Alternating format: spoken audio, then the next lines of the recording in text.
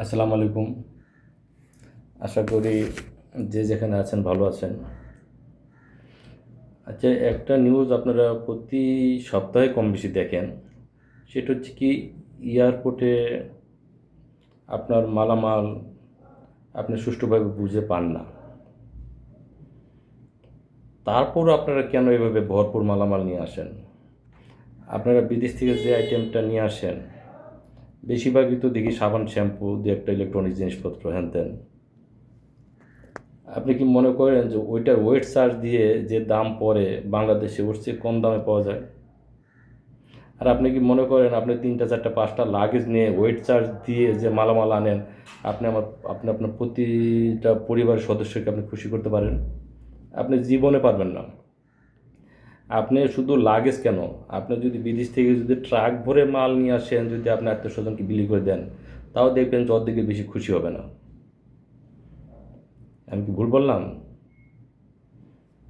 আপনি এক ট্রাক মাল নিয়ে এসে আপনি আত্মীয় স্বজনের মধ্যে বিলি করে দিবেন, তারপরও দেখবেন যে অর্ধেকের বেশি আত্মীয় স্বজন খুশি হবে না। কেউ বলবে আমার এই কালার দিছে, কেউ বলবে আমার ছোটোরা দিছে, কেউ বলবে আমার বড়টা দিছে, কেউ বলে আমি যেটা বলছি সেটা আনে নাই। মোট কথা, আপনি খুশি করতে পারবেন না। তারপরে আপনারা লাগেজ ভরে নিয়ে আসেন। আপনারা জানেনই তো এয়ারপোর্টের এই অবস্থা। এয়ারপোর্টের এই অবস্থা, এগুলো দেখার কেউ নাই। যেহেতু দেখার কেউ নাই, তাহলে আপনারা ওইভাবে রিস্ক নেবেন কেন? একটা ন্যূনতম সেন্স ব্যবহার করেন।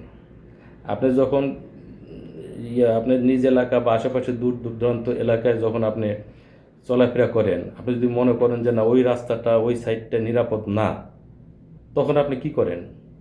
ব্যাংকিংয়ের কাজ থাকলে পরে আপনি ব্যাংকিং আওয়ারের টাকাটা ব্যাংকে ঢোকায় দেন। অন্য কোনো আইটেম হলে পরে আপনি সন্ধ্যার আগে আপনি নিয়ে আসার চেষ্টা করেন। আপনি আপনার সেফ মতো চলার চেষ্টা করেন কি না? অবশ্যই করেন। তাহলে যেহেতু দেখতেছেন যে এখানে জায়গাটা সুরক্ষিত না, তাহলে আপনাকে ওইভাবে লাগেজ নিয়ে আসতে হবে কেন? আপনার প্রয়োজনীয় যে জিনিসটা আপনি ইউজ করার জিনিসটা সেটাই সঙ্গে নিয়ে আসেন। ওটা হারায় গেলে ফিসাবিলিল্লাহ আপনি যেন টেনশন করতে না হয়।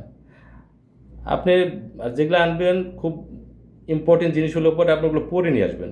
2টা 4টা চেন আনতে পারেন, আপনার হাত ঘড়ি যাই হোক। হ্যাঁ, আপনি ওইভাবে যদি কাছের কেউ থাকে আপনি আইনে তাদেরকে আপনি কিনে দেন, তার পছন্দ মতো কিনে দেন, আর বেশি খুশি হবে।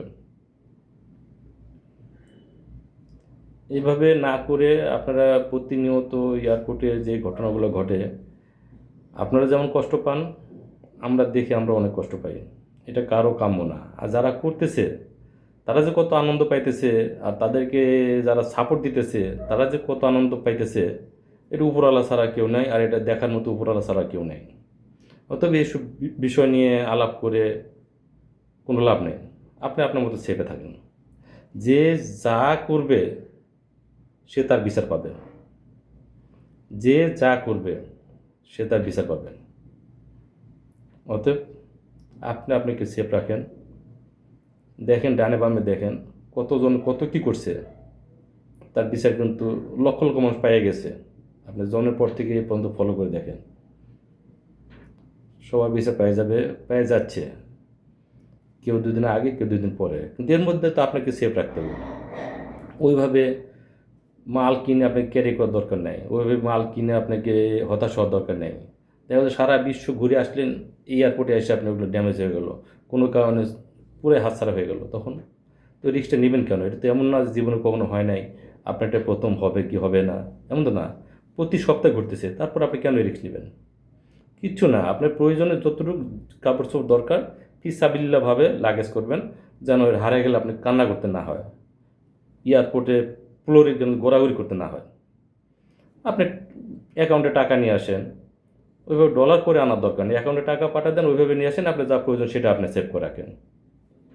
নিজের সেভ যদি নিজের কাছে থাকে, তারপর আপনি কেন রিক্সা দিয়ে যাবেন?